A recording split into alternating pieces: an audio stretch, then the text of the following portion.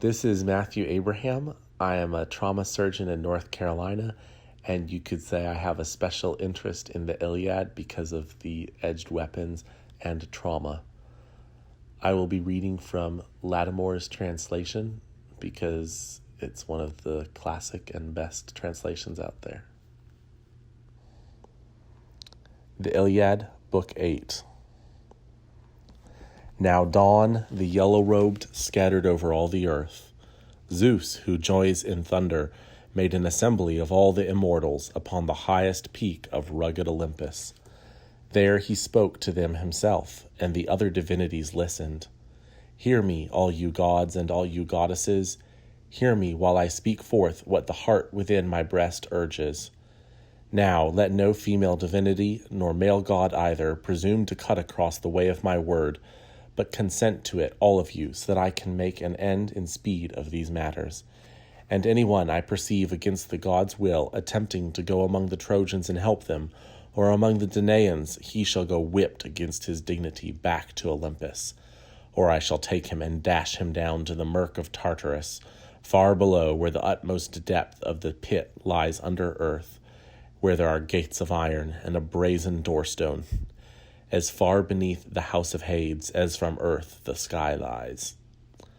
Then he will see how far I am strongest of all the immortals. Come, you gods, make this endeavor, that you all may learn this. Let down out of the sky a cord of gold.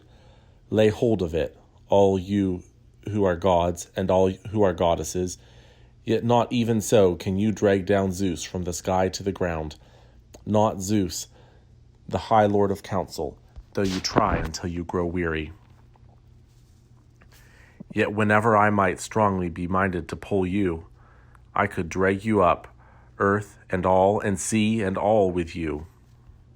Then fetch the golden rope about the horn of Olympus, and make it fast, so that all once more should dangle in mid-air. So much stronger am I than the gods, and stronger than the mortals. So he spoke, and all of them stayed, stricken to silence, stunned at his word, for indeed he had spoken to them very strongly. But now, at long last, the goddess, grey-eyed Athena, answered him, Son of Cronos, our father, O lordliest of the mighty, we know already your strength, and how none can stand up against it. Yet even so we are sorrowful for the Danaean spearmen, who must fill out an unhappy destiny and perish. Still, we shall keep out of the fighting as you command us. Yet we will put good counsel in the Argives, if it may help them, so that not all of them will die because of your anger. Then Zeus, the gatherer of the clouds, smiled at her and answered, Tritogenia, dear daughter, do not lose heart, for I say this not in outright anger, and my meaning towards you is kindly. He spoke, and under the chariot harnessed his bronze-shod horses, flying-footed, with long manes streaming of gold. And he put on clothing of gold about his own body, and took up the golden lash, carefully compacted, and climbed up into his chariot, and whipped them into a run, and they winged their way, unreluctant, through the space between the earth and the starry heaven. He came to Ida with all her springs, the mother of wild beasts, to Gargaron, where was his holy ground and his smoking altar.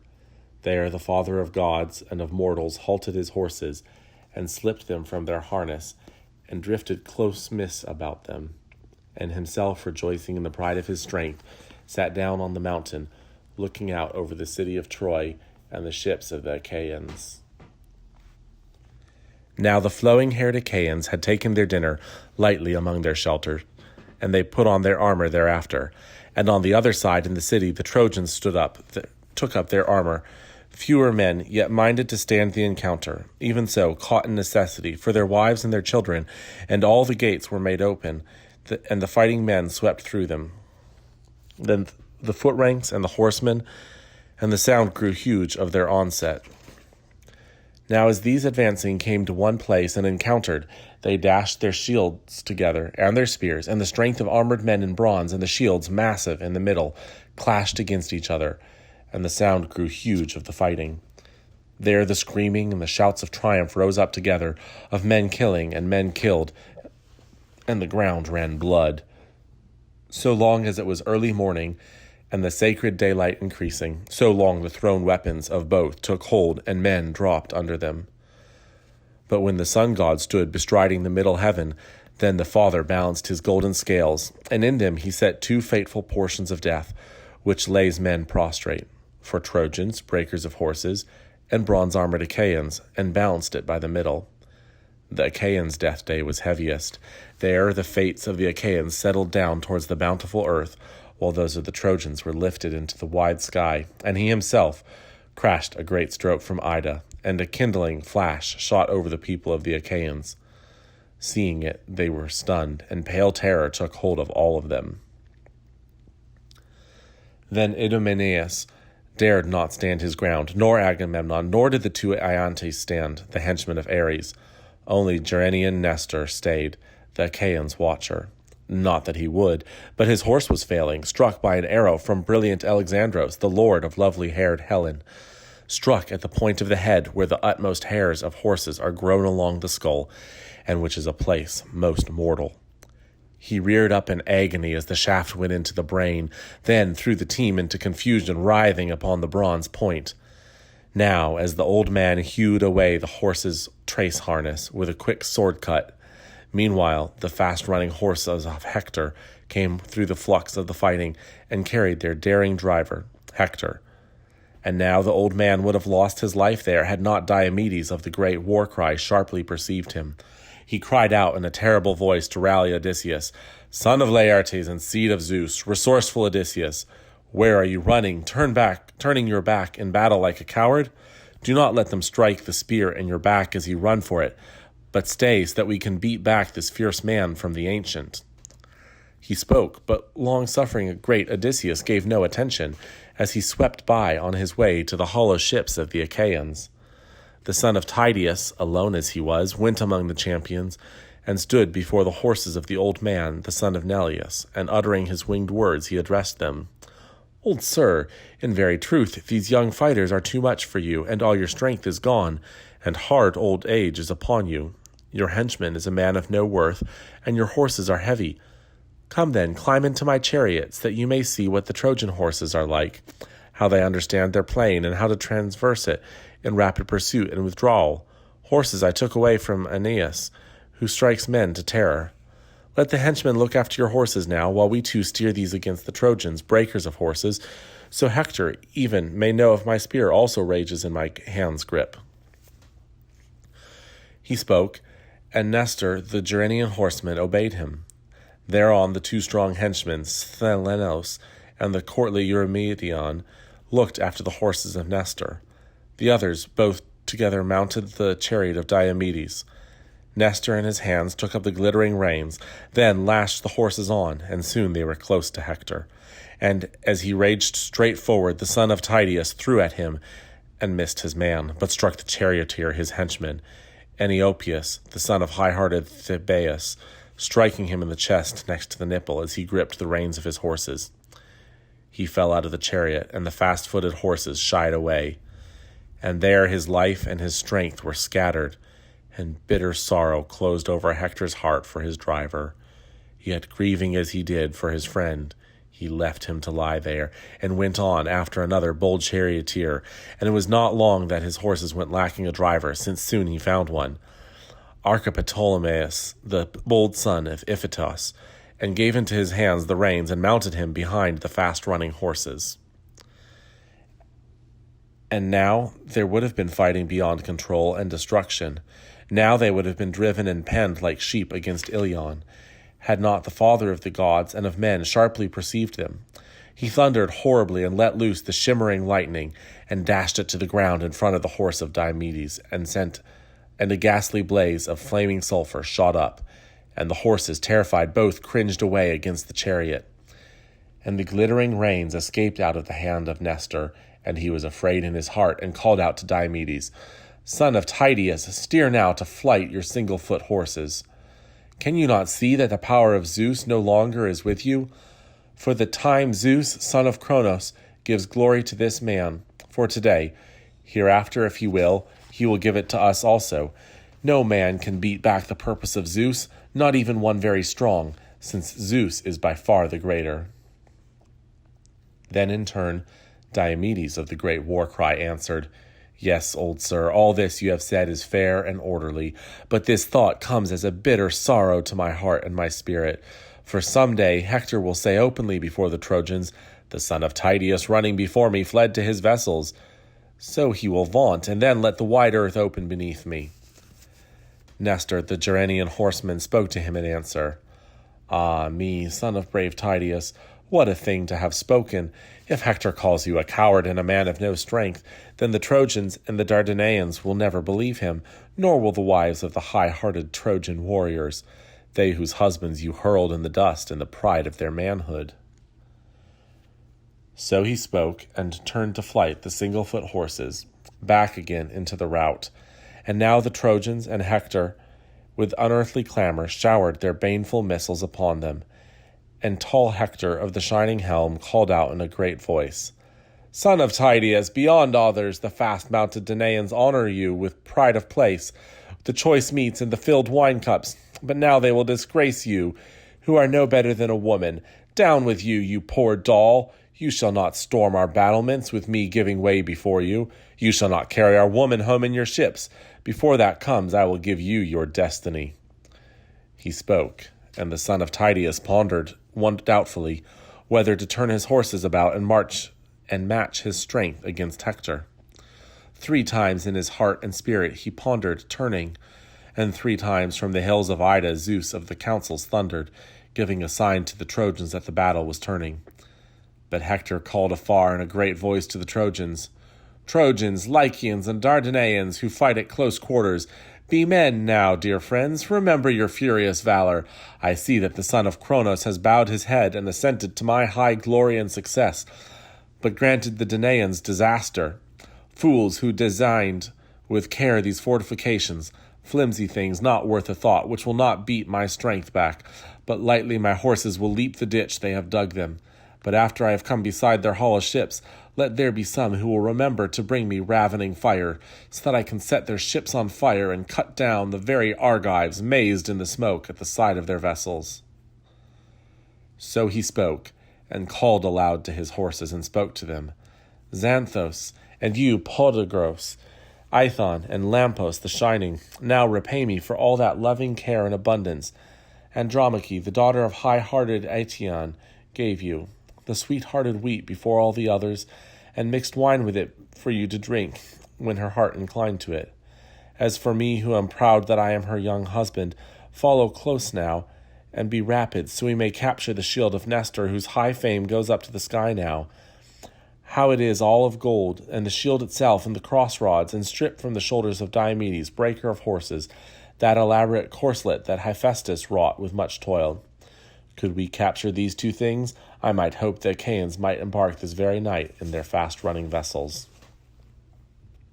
So he spoke, boasting, and the lady Hera was angry, and started upon her throne, and tall Olympus was shaken, and she spoke straight out to the great god Poseidon. "For shame now, far powerful shaker of the earth! In your breast the heart takes no sorrow for the Danaeans who are dying, they who at Helice and Aigai bring you offerings, numerous and delightful. Do you then plan that they conquer? For if all of us who stand by the Danaeans and only were willing to hurl back the Trojans and hold off Zeus of the broad brows, he would be desperate there where he sits by himself on Ida." Deeply troubled, the powerful shaker of the earth answered her, "Hera, reckless of word, what sort of thing have you spoken? I would not be willing that all the rest of us fight with Zeus, the son of Cronos, since he is so much the greater." Now as these 2 were talking thus to each other, meanwhile, for those others, all that space with the ditch of the wall held off from the ships was filled with armored men and with horses penned there. And he who penned them was a man like the rapid war god, Hector, Priam's son, since Zeus was giving him glory. And now he might have kindled their balanced ships with the hot flame, had not the lady Hera set it in Agamemnon's heart to rush in with speed himself and stir the Achaeans. He went on his way beside the Achaeans' ships and their shelters, holding up in his heavy hand the great colored mantle, and stood beside the black, huge hollowed ship of Odysseus, which lay in the midmost, so that he could call out to both sides, either towards the shelters of Telamonian Aias or towards Achilles, since these two had drawn their balanced ships up at the utter ends, sure of the strength of their hands and their courage. He lifted his voice and called in a piercing cry to the Danaeans. "Shame, you Argives, poor nonentities, splendid to look on! Where are our high words gone, when we said that we were the bravest? Those words you spoke before all in hollow vaunting at Lemnos, when you were filled with the abundant meat of the high-horned oxen, and drank from the great bowls filled to the brim with wine, how each man could stand up against 100 or even 200 Trojans in the fighting. Now we together cannot match one of them. Hector, who must presently kindle our ships with the hot fire. Father Zeus, is it one of our two strong kings you have stricken in this disaster now and stripped him of his high honor? For I say that never did I pass by your fair-wrought altar and my benched ships when I came here on this desperate journey, but on all altars I burned the fat and thighs of oxen in my desire to sack the strong-walled city of the Trojans. Still, Zeus, bring to pass at least this thing that I pray for. Let our men at least get clear and escape, and let not the Achaeans be thus beaten down at the hands of the Trojans." He spoke thus, and as he wept, the father took pity upon him, and bent his head that the people should stay alive and not perish. Straightway he sent down the most lordly of birds, an eagle, with a fawn, the young of the running deer caught in his talons, who cast the fawn beside Zeus's splendid altar, where the Achaeans wrought their devotion to Zeus of the voices. They, when they saw the bird, and knew it was Zeus who sent it, remembered once again their warcraft and turned on the Trojans. Then, many as the Danaeans were, there was no man among them could claim he held his fast horses ahead of the son of Tydeus, to drive them once more across the ditch and fight at close quarters. But he was far the first to kill a chief man of the Trojans, Phradmon's son, Agelaus, as he turned his team to escape him, for in his back, even as he was turning, the spear fixed between the shoulders, and was driven on through the chest beyond it. He fell from the chariot, and his armor clattered upon him. After him came the Atreidii, the Menelaus and Agamemnon, and the two Iantes, gathering their fierce strength about them.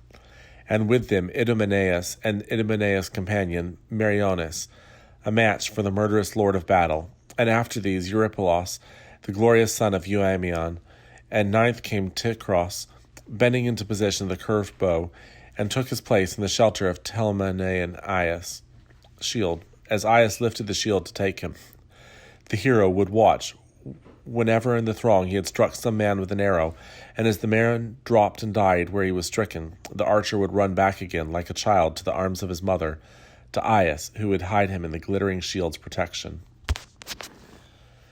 Then, which of the Trojans first did Teucros the blameless strike down? Orsilochus first of all, and Ormenos, and Ophelestes, Ditor, and Chromios, and Lycophontes the godlike, and Amalpaon, Polymaon's son, and Melanippos. All these he felled to the bountiful earth in close succession. Agamemnon, the lord of men, was glad as he watched him, laying waste from the strong bow the Trojan battalions. He went over and stood beside him and spoke a word to him. "Telamonian Teucros, dear heart, O lord of your people, strike so. Thus you may be a light given to the Danaeans and to Telamon, your father, who cherished you when you were little, and, bastard as you were, looked after you in his own house. Bring him into glory, though he is far away. And for my part, I will tell you this, and it will be a thing accomplished.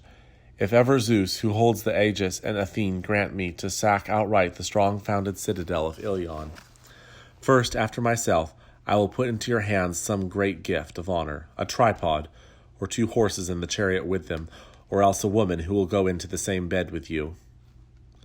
Then in answer to him again spoke Teucros the blameless. "Son of Atreus, most lordly, must you then drive me, who am eager myself as it is? Never so far as the strength is in me have I stopped, since we began driving back the Trojans back upon Ilion. Since then I have been lurking here with my bow to strike down fighters. And by this I have shot 8 long-flanged arrows, and all of them were driven into the bodies of young men, fighters. Yet still I am not able to hit this mad dog."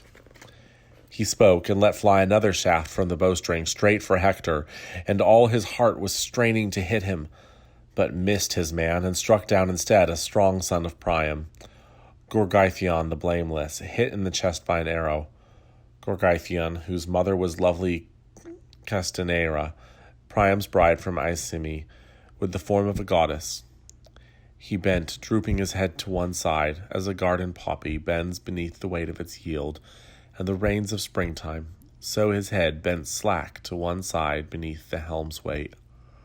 But Teucros now let fly another shaft from the bowstring, straight for Hector, and all his heart was straining to hit him, yet missed his man once again as Apollo faltered his arrow, and struck Archeptolemus, bold charioteer of Hector, in the chest next to the nipple as he charged into the fighting.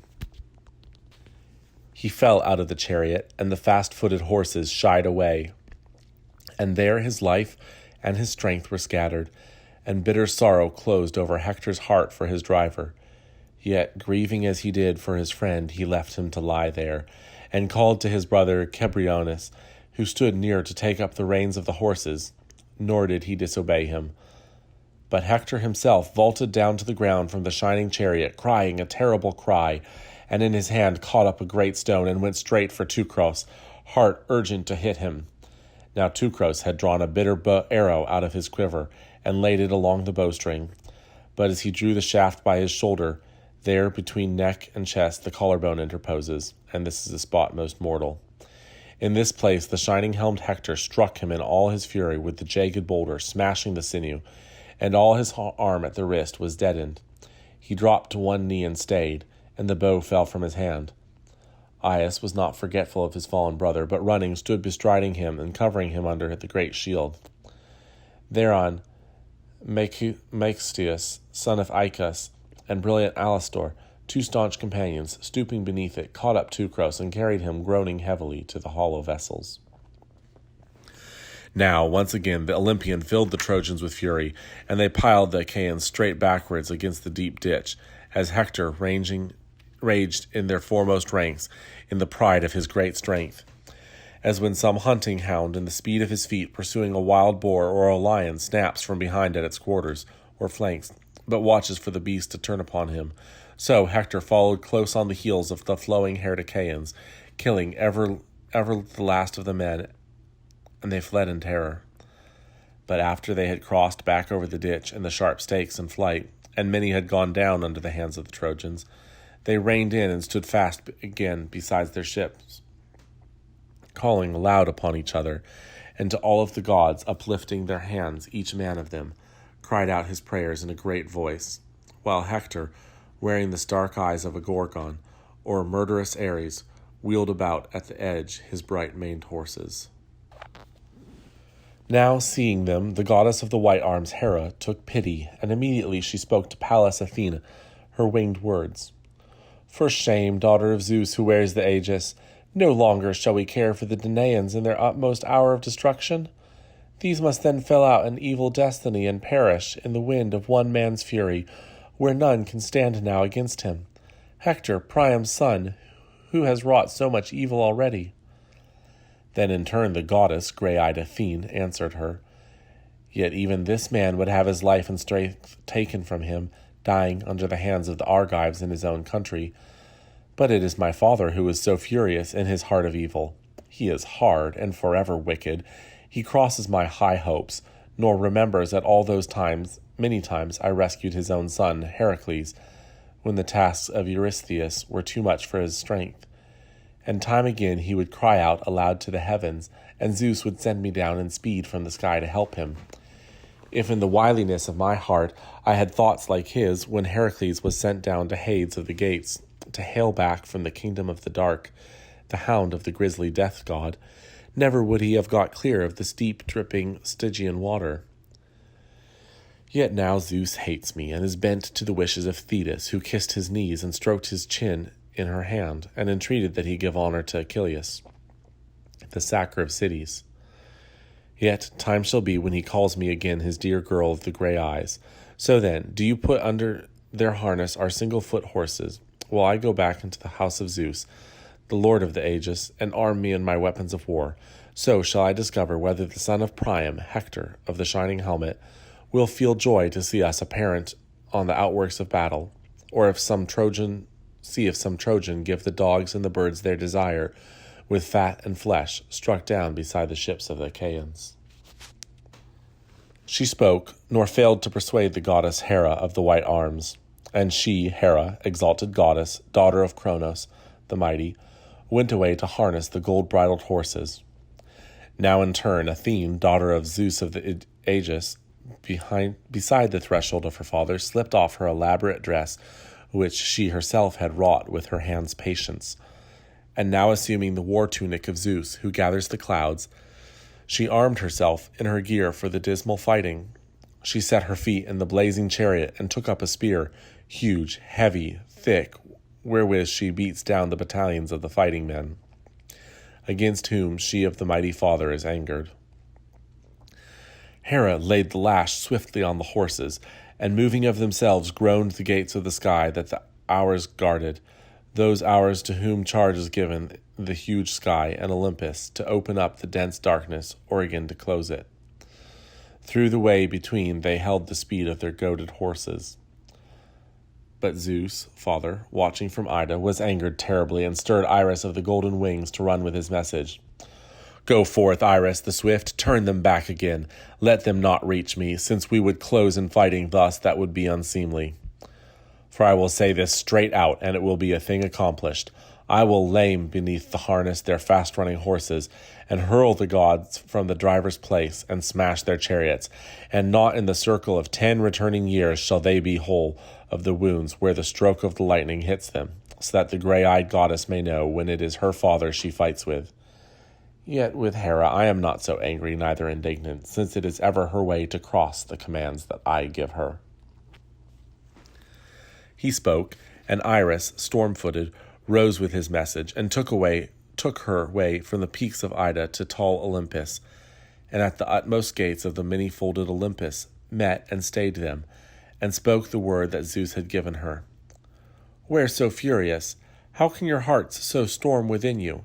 The son of Cronos will not let you stand by the Argives, since Zeus has uttered this threat and will make it a thing accomplished, that he will lame beneath the harness your fast-running horses, and hurl yourselves from the driver's place, and smash your chariot, and not in the circle of 10 returning years would you be whole of the wounds where the stroke of the lightning hits you, so that you may know, gray-eyed goddess, when it is your father you fight with. Yes, you bold, brazen wench, you are audacious indeed, if truly you dare to lift up your gigantic spear in the face of your father. Yet with Hera he is not so angry, neither indignant, since it is ever her way to cross the commands he gives her. So Iris, the swift-footed, spoke and went away from them. And now Hera spoke a word to Pallas Athena. Alas, daughter of Zeus of the Aegis, I can no longer let us fight in the face of Zeus for the sake of mortals. Let one of them perish then, let another live, as their fortune wills. Let him, as it is his right and as his heart pleases, work out whatever decrees he will on the Danaeans and the Trojans. So she spoke, and turned back again her single-foot horses, and the hours set free their flowing-maned horses from the harness, and tethered them at their mangers that were piled with ambrosia, and leaned the chariot against the shining inward wall. Meanwhile the goddesses themselves took their place on the golden couches among the other immortals, their hearts deep grieving within them. Now Father Zeus steered back from Ida his strong-wheeled chariot and horses to Olympus, and came among the gods' sessions, while for him the famed shaker of the earth set free his horses, and put the chariot on its stand, with a cloth spread over it. Then Zeus himself of the wide brows took his place on the golden throne, as underneath his feet tall Olympus was shaken. These two alone, Hera and Athena, stayed seated apart, aside from Zeus, and would not speak to him, nor ask him a question. But he knew the whole matter within his heart, and spoke to them. Why then are you too sorrowful, Athena and Hera? Surely in the battle where men win glory you were not wearied out, destroying those Trojans on whom you have set your grim wrath. In the whole account, such is my strength, and my hands so invincible. Not all the gods who are on Olympus could turn me backward. But before this, the trembling took hold of your shining bodies, before you could look upon the fighting and war's work of sorrow. For I will say straight out, and it would now be a thing accomplished, once hit in your car by the lightning stroke, you could never have come back to Olympus, where is the place of the immortals. So he spoke, and Athena and Hera muttered, since they were sitting close to each other, devising evil for the Trojans. Still, Athena stayed silent and said nothing, but only sulked at Zeus her father, and savage anger took hold of her. But the heart of Hera could not contain her anger, and she spoke forth. Majesty, son of Cronos, what sort of thing have you spoken? We know well already your strength, how it is no small thing. Yet, even so, we are sorrowful for the Danaean spearmen, who must fill out an unhappy destiny and perish. Still, we shall keep out of the fighting as you command us, yet we will put good counsel in the Argives, if it may help them, so that not all of them will die because of your anger. Zeus, who gathers the clouds, spoke to her again in answer. Tomorrow at the dawning, Lady Hera of the ox-eyes, you will see if you have the heart, a still mightier son of Cronos, perishing the ranged numbers of Argive spearmen. For Hector the huge will not sooner be stayed from his fighting, until there stirs by the ships the swift-footed son of Peleus, on that day when they shall fight by the sterns of the beached ships, in the narrow place of necessity over fallen Patroclus. This is the way it is fated to be, and for you and your anger I care not if you stray apart to the undermost limits of earth and sea, where Iapetus and Cronos seated have no shining of the sun god Hyperion to delight them, nor winds delight, but Tartarus stands deeply about them. Not even if you reach that place in your wandering shall I care for your sulks, since there is nothing more shameless than you are. So he spoke, and Hera of the white arms gave him no answer. And now the shining light of the sun was dipped in the ocean, trailing black night across the grain-giving land. For the Trojans the daylight sank against their will, but for the Achaeans, sweet and thrice supplicated was the coming on of the dark night. Now glorious Hector held an assembly of all the Trojans, taking them aside from the ships by a swirling river on clean ground, where there showed a space not encumbered with corpses. They stepped to the ground from behind their horses and listened to Hector, the loved of Zeus, and the words he spoke to them. He in his hand held the 11-cubit-long spear, whose shaft was tipped with a shining bronze spearhead, and a ring of gold was hooped to hold it. Leaning upon this spear, he spoke his words to the Trojans. Trojans and Danaeans and companions in arms, hear me. Now I had thought that destroying the ships and all of the Achaeans, we might take our way back once more to windy Ilion. But the darkness came too soon, and this, beyond all else, rescued the Argives and their vessels along the beach where the sea breaks. But now let us give way to the Black Knight's persuasion. Let us make ready our evening meal. And, as for your flowing-maned horses, set them free from their harness, and cast down fodder before them, and lead forth also out of the city oxen and fat sheep, in all speed, and convey out also the kindly sweet wine with food out of our houses. And heap many piles of firewood, so that all night long, and until the young dawn appears, we may burn many fires, and the glare go up into heaven, so that not in the night time the flowing-haired Achaeans may set out to run for home over seas' wide ridges. No, not thus in their own good time must they take to their vessels, but in such a way that a man of them at home will still nurse his wound, the place where he has been hit with an arrow or sharp spear springing to his ship, so that another may shrink thereafter from bringing down fearful war on the Trojans, breaker of horses. And let the heralds Zeus loves give orders about the city for the boys who are in the first youth and the gray-browed elders to take stations on the god-founded bastions that circle the city. And as for the women, have our wives, each one in her own house, kindle a great fire. Let there be a watch kept steadily, lest a sudden attack get into the town when the fighters have left it. Let it be thus, high-hearted men of Troy, as I tell you. Let that word that has been spoken now be a strong one, with that which I speak at dawn to the Trojans, breakers of horses. For in good hope I pray to Zeus and the other immortals that we may drive from our place these dogs swept into destruction, whom the spirits of death have carried here on their black ships. Now for the night we shall keep watch on ourselves, and tomorrow early, before the dawn shows, shall arm ourselves in our weapons, and beside their hollow vessels, waken the bitter war god. And I shall know if the son of Tydeus, strong Diomedes, will force me back from the ships against the wall, or whether I shall cut him down with the bronze, and take home the blooded war spoils. Tomorrow he will learn his own strength, if he can stand up to my spear's advance. But sooner than this, I think, in the foremost he will go down under the stroke, and many companions about him, as the sun goes up into the tomorrow. Oh, if I only could be as this in all my days, immortal and ageless, and be held in honor as Athene and Apollo are honored, as surely as this oncoming day brings evil to the Argives.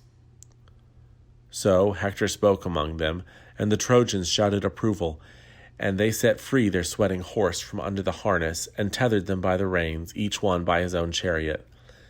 They led forth also out of the city oxen and fat sheep in all speed, and conveyed out also the kindly sweet wine, with food out of their houses, and heaped many piles of firewood.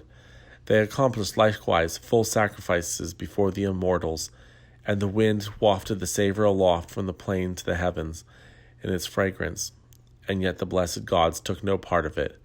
They would not, so hateful to them was sacred Ilion and Priam, and the city of Priam of the strong ash spear.